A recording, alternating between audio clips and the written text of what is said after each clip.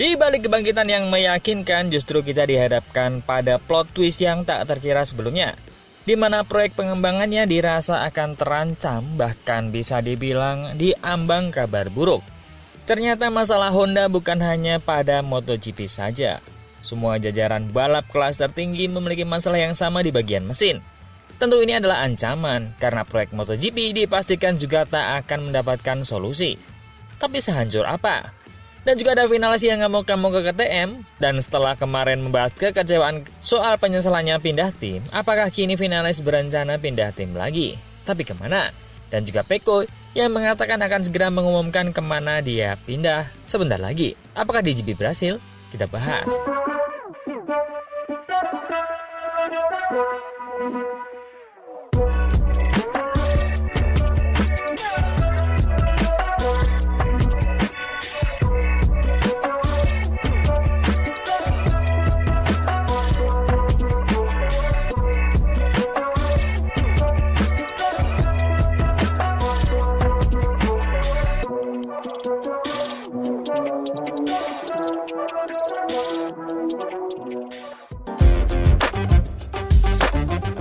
Di tengah geliat kebangkitan yang mulai terasa di MotoGP, Honda justru menghadapi ancaman besar yang datang dari arah tak terduga.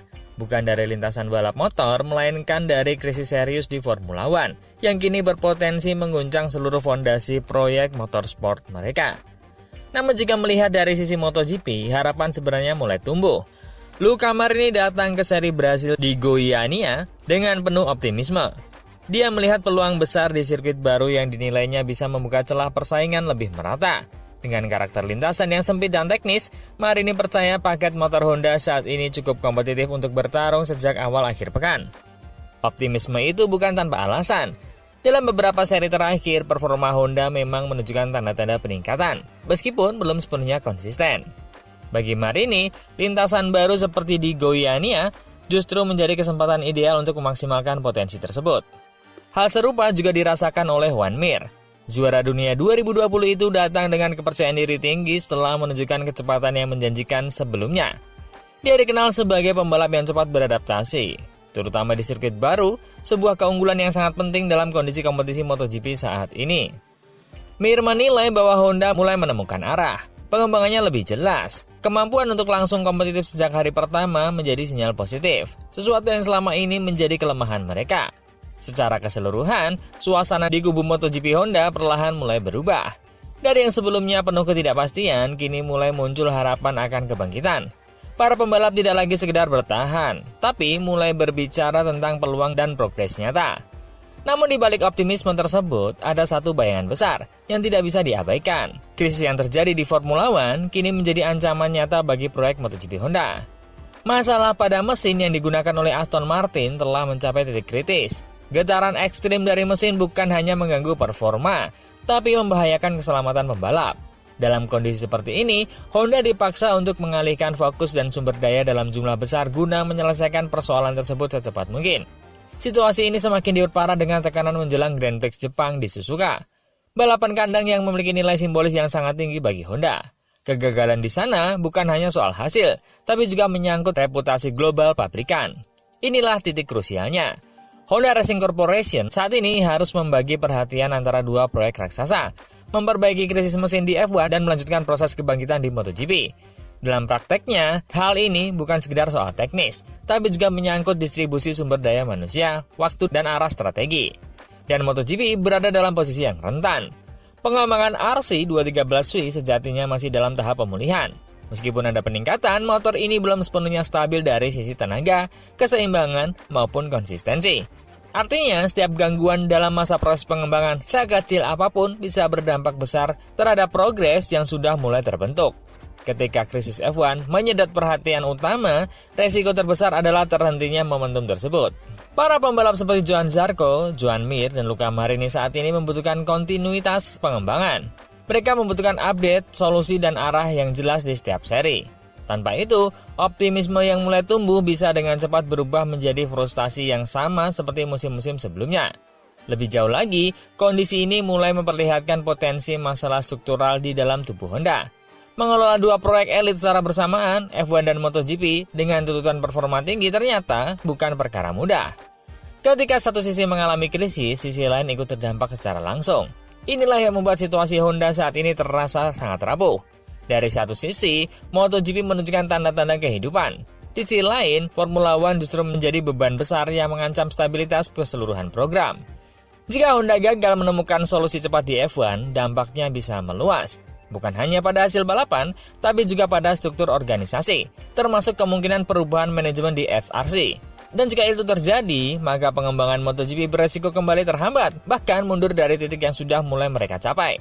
Dengan kata lain, optimisme Marin dan Mir saat ini berdiri di atas fondasi yang belum sepenuhnya aman. Mereka mungkin siap untuk bertarung di lintasan, tapi pertarungan sesungguhnya justru sedang terjadi di balik layar. Di ruang rapat, di pusat pengembangan mesin, dan di dalam struktur organisasi Honda itu sendiri.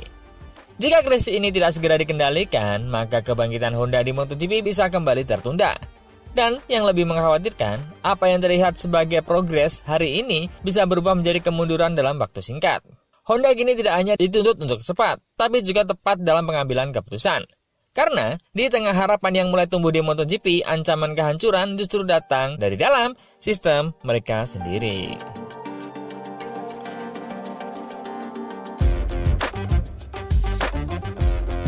Berita kedua, hasil buruk di Thailand bukan sekedar akhir pekan yang gagal bagi Maverick Vinales. Lebih dari itu, performa tersebut mulai memunculkan pertanyaan yang jauh lebih besar. Apakah proyek barunya benar-benar berada di jalur yang tepat? Atau justru kembali membuka peluang untuk perubahan arah termasuk kemungkinan pindah tim? Padahal jika kita melihat ke belakang, persiapan Vinales menuju musim ini tergolong sangat serius. Dia menjalani pramusim dengan pendekatan yang jauh lebih disiplin, bahkan menggandeng Jorge Lorenzo sebagai pelatih pribadi. Fokusnya jelas, meningkatkan performa secara fisik sekaligus memperhalus pendekatan teknis di atas motor. Namun realitas di lintasan berkata lain. Pada seri pembuka di Buriram, Vinales justru mengalami salah satu performa terburuk dalam beberapa waktu terakhir. Bersama KTM, dia kesulitan menemukan ritme. Masalah utama terletak pada cengkraman ban depan, isu krusial yang membuatnya tidak mampu memaksimalkan potensi motor.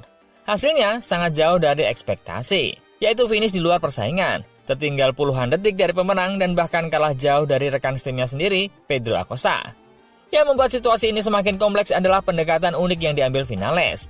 Dia memilih jalur pengembangan berbeda dibandingkan pembalap KTM lainnya, baik dari sisi setup, sasis, hingga karakter motor. Secara teori ini bisa menjadi keuntungan jangka panjang, namun di awal musim justru menjadi bumerang. Dan dari sinilah titik kritisnya. Vinales sendiri mulai meragukan arah yang diambil.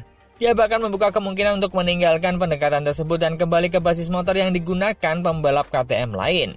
Jadi di Brasil ini akan menjadi penentu, bertahan dengan konsepnya sendiri atau menyerah dengan mengikuti arah tim. Namun jika skenario terburuk kembali terjadi, hasil buruk berkelanjutan, maka pertanyaan yang lebih besar akan muncul. Akankah Vinales kembali mempertimbangkan pindah tim? Melihat sejarah karirnya, ini bukan hal yang mustahil.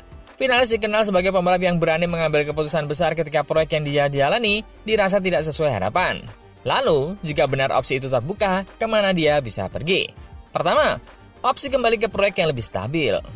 Salah satu kemungkinan adalah kembali ke tim dengan fondasi teknis yang lebih matang, seperti Aprilia Racing. Meskipun secara realistis, peluang ini cukup kecil mengingat dinamika internal dan arah pengembangan tim yang sudah berubah.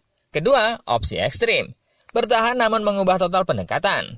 Ini mungkin skenario paling logis dalam jangka pendek. Alih-alih pindah tim, Vinales bisa mengalah dan mengikuti arah pengembangan KTM sepenuhnya. Artinya, dia meninggalkan jalur uniknya dan beradaptasi dengan filosofi motor yang sudah terbukti bekerja untuk pembalap lain seperti Acosta. Ketiga, reuni, yaitu opsi jangka panjang.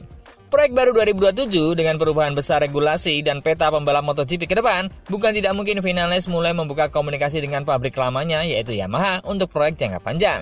Jika performanya tidak membaik, musim ini bisa menjadi titik evaluasi besar dalam karirnya. Namun, semua itu masih bersifat spekulasi.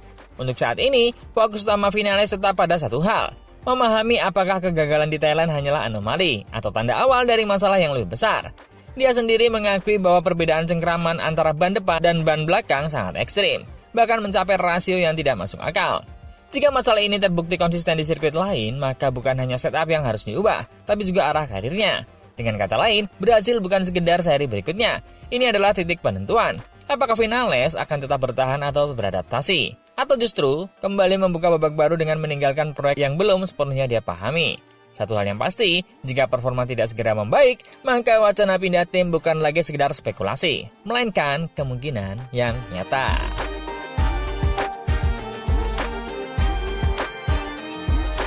Berita ketiga, di tengah musim yang belum sepenuhnya stabil, satu pernyataan dari Peko Banaya justru memicu spekulasi besar. Keputusan soal masa depannya akan diumumkan dalam hitungan hari. Pertanyaannya, kini bukan lagi apakah dia akan pindah, tapi kapan dan di mana pengumuman itu akan dilakukan. Dari semua arah, mulai mengarah ke satu momen yaitu MotoGP Brasil. Dalam sebuah acara bersama fans di Sivaso, Banaya memang tidak memberikan jawaban pasti. Namun kalimat singkatnya, Anda akan tahu dalam beberapa hari atau minggu. Cukup untuk mengguncang pedok. Pernyataan itu muncul di saat yang sangat krusial. Setelah awal musim 2025 yang tidak berjalan mulus, termasuk hasil mengecewakan di Thailand, situasi ini menciptakan momentum yang menarik. Di satu sisi, Banaya masih menjadi bagian penting dari Ducati Lenovo Team. Namun di sisi lain, tekanan internal tim meningkat, terutama sejak kedatangan Marc Marquez sebagai rekan tim. Meskipun hubungan keduanya terlihat harmonis di permukaan, realitas kompetitif di dalam garasi Ducati jelas jauh lebih kompleks. Banaya sendiri mengakui bahwa musim 2025 berjalan rumit. Dia kehilangan banyak poin akibat kesalahannya sendiri, sesuatu yang jarang terjadi di masa puncaknya. Bahkan di Thailand, dia kembali kesulitan beradaptasi dengan perubahan kondisi lintasan, terutama terkait cengkraman ban. Artinya, ini bukan hanya soal performa, tapi juga momentum karir. Dan disinilah MotoGP Brasil menjadi sangat menarik. Sebagai seri baru dalam kalender, balapan di Goiânia menghadirkan sorotan global yang besar. Semua mata akan tertuju ke sana, media, tim, hingga pasar pembalap. Dalam konteks seperti ini, pengumuman besar akan mendapatkan dampak maksimal. Jika Banaya memang sudah mengambil keputusan, maka Brasil akan menjadi panggung yang ideal. Apalagi dia sendiri menegaskan bahwa dia kini lebih berhati-hati dalam mengambil keputusan. Dia belajar dari kesalahan masa lalu, termasuk terlalu agresif dalam situasi yang seharusnya bisa diamankan. Dan jelas, dengan pernyataan yang sudah dia keluarkan, pengumuman itu tidak akan lama lagi. Dan ketika itu terjadi, dampaknya bisa mengubah peta persaingan MotoGP secara signifikan.